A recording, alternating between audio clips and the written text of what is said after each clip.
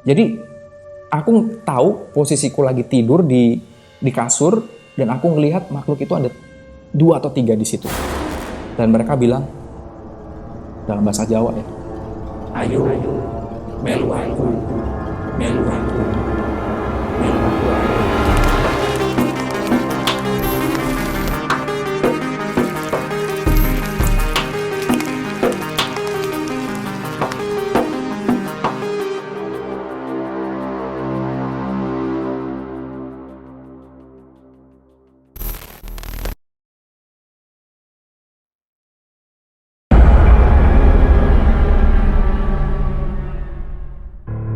Halo, selamat datang di channel Keramat, channel yang membahas tentang kisah misteri, horor, dan juga metafisis.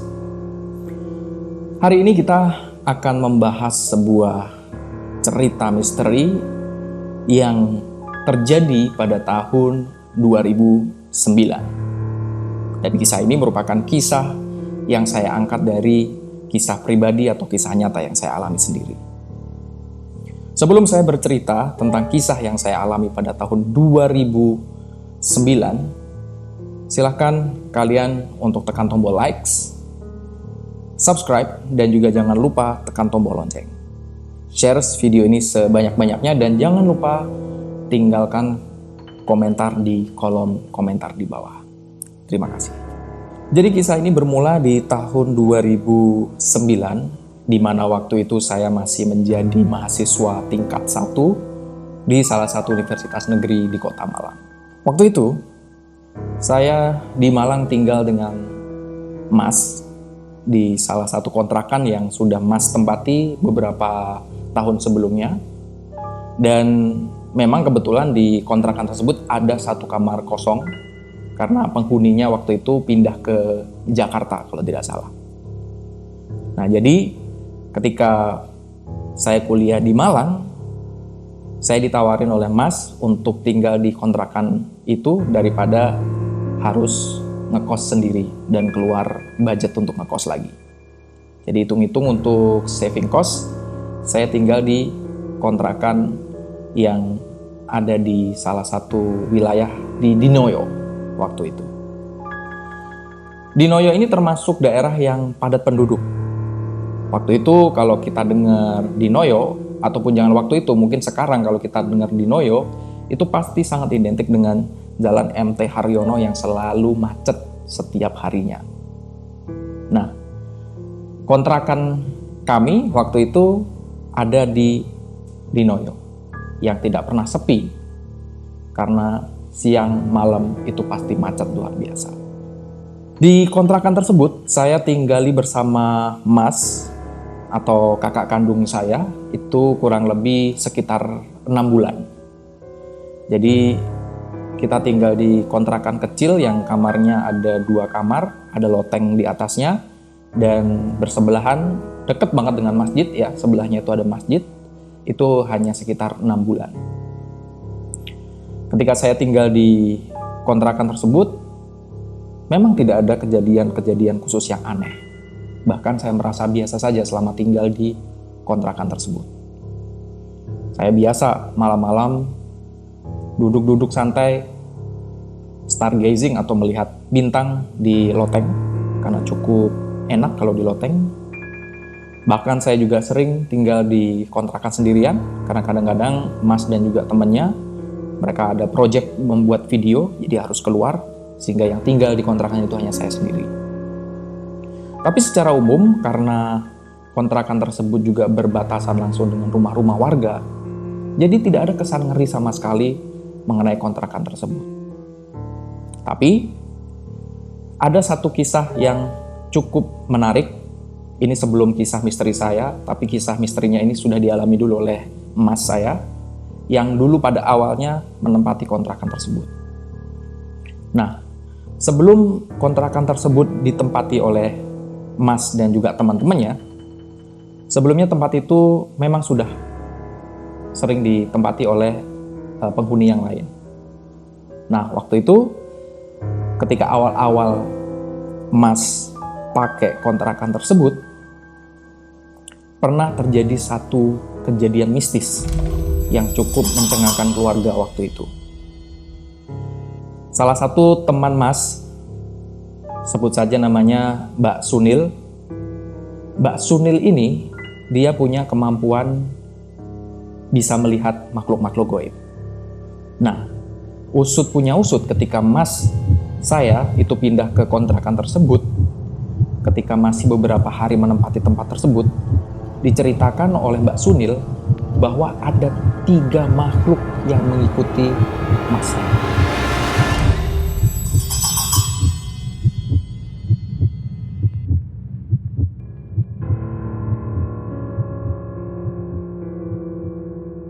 Ada 3 makhluk yang mengikuti Mas saya, dan kata Mbak Sunil, 3 makhluk tersebut berasal dari kontrakan tersebut.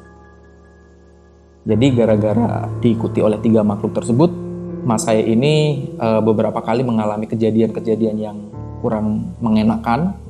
Bahkan beberapa kali juga merasa terganggu secara kesehatan karena makhluk ini menempel begitu.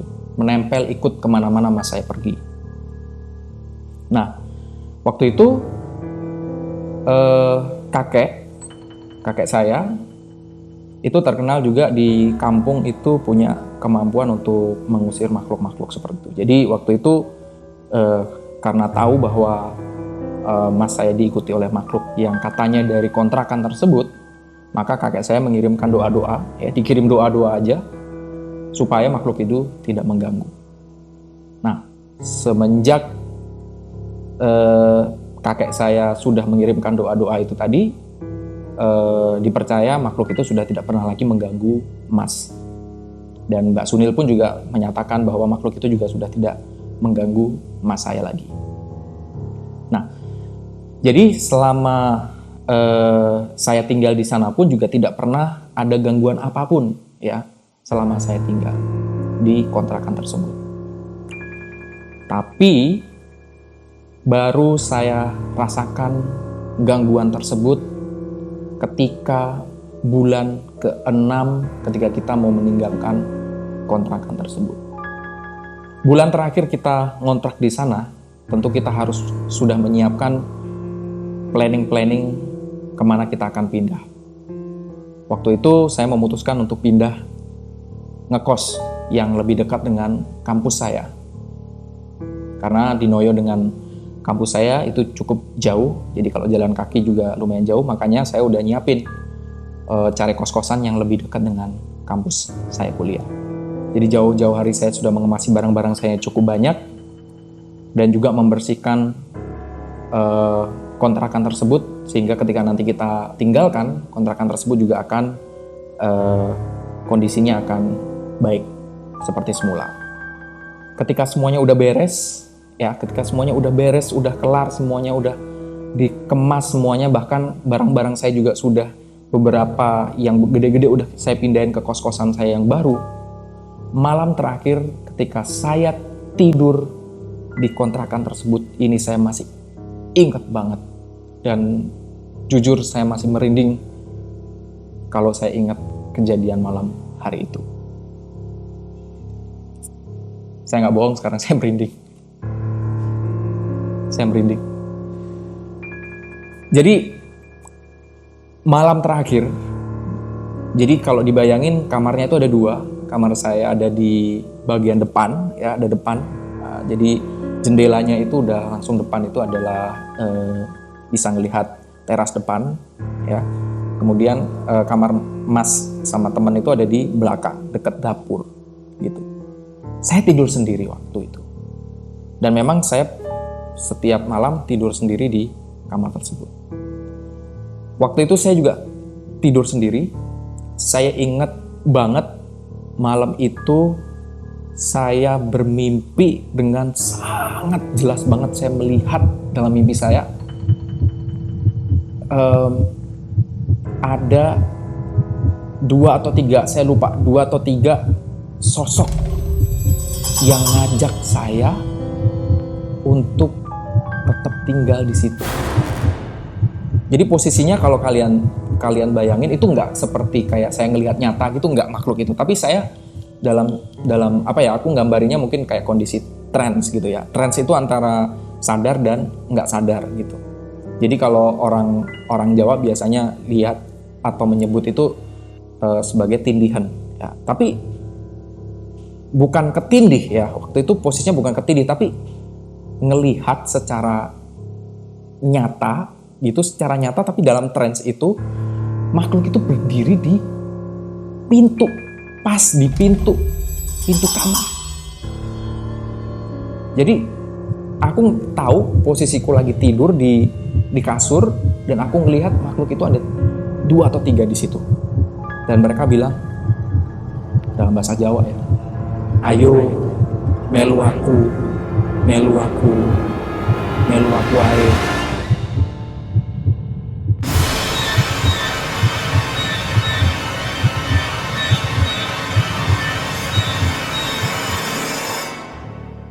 Yang terjadi itu kayak rasanya badanku ini ketarik sama mereka. Jadi badanku ini kayak ketarik, nggak tahu yang ketarik tuh kayak sukmanya atau gimana. Tapi rasanya kayak ketarik. Dan menyadari aku ditarik seperti itu, aku tentu melawan gitu kan. Aku melawan, aku nggak mau gitu kan. Aku melawan, aku nggak mau. Sampai aku baca Fatihah, ayat kursi dan lain sebagainya, itu nggak mempan gitu. Tapi itu aku bacanya dalam kondisi trance itu tadi gitu, dan itu nggak mempan sampai akhirnya aku teriak-teriak. Setelah aku berhasil ngelawan si makhluk ini, aku jadi kebangun. Jadi langsung sop gitu, aku sadar. Dan situasi yang aku lihat saat aku trance itu sama persis ketika aku sadar. Jadi model pintu, cahaya yang di kamar itu seperti apa, dan posisi, aduh merinding lagi. Jadi posisi makhluk itu ada berdiri di apa namanya, di pintu itu kelihatan banget tuh, kerasa banget bener posisinya di situ gitu. Udah langsung badan tuh merinding semua, sumpah ini sekarang merinding banget semua, sumpah merinding. Jadi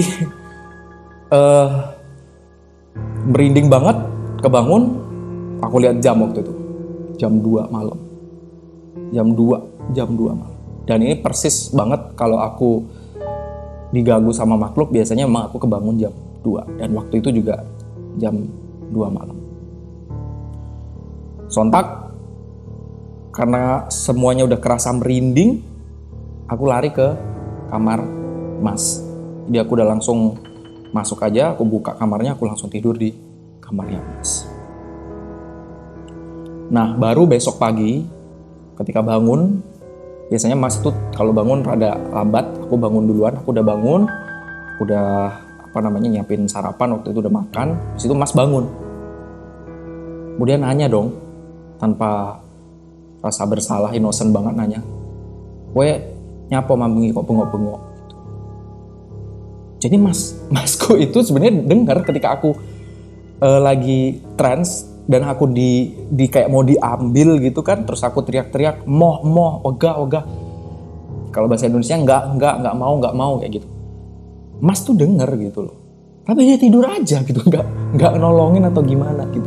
Baru mungkin dia tidurnya udah lelap banget mungkin, atau nggak tahu lah, mungkin dia juga di dalam pengaruh makhluk atau bagaimana, aku juga nggak tahu.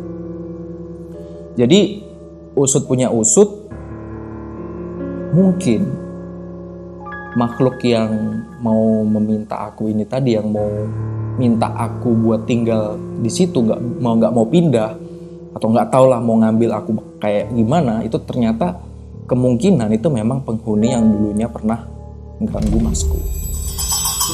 Dan ketika kita udah lama tinggal di situ, kayaknya udah friend gitu ya, mungkin ya udah kebiasaan kali ya. Jadi ketika kita mau pindah dari kontrakan tersebut, kita nggak dikasih untuk pindah dari kontrakan tersebut. Jadi itu serem banget sih menurutku, dan aku setiap kali nginget kejadian itu tuh bener-bener kayak membekas banget di ingatan aku. Itu tuh bener-bener pocong yang aku lihat. Gitu. Wujudnya pocong. Meskipun aku yakin sebenarnya makhluk kayak gitu bisa mewujudkan diri mereka itu di dalam bentuk yang macam-macam. Karena yang ceritanya yang ngikuti Masku itu bukan pocong, yang ngikutin Masku itu, yang 3 makhluk yang ngikut itu ceritanya mereka adalah genderuwo. Jadi itu dia kisah misteri yang saya alami di kontrakan di Noyo Malang. Kalau kalian punya kisah serupa, kisah-kisah misteri di kos-kosan atau di kontrakan, kalian bisa share kisah-kisah kalian di kolom komentar. Atau kalau misalnya kalian juga punya kesamaan kisah tentang apa yang saya alami, kalian juga bisa tinggalkan kolom komentar. Jangan lupa klik subscribe, tekan tombol lonceng biar tidak ketinggalan konten-konten berikutnya, dan like serta share video ini sebanyak-banyaknya. Terima kasih sudah menonton channel Keramat. Sampai jumpa di Keramat episode berikutnya.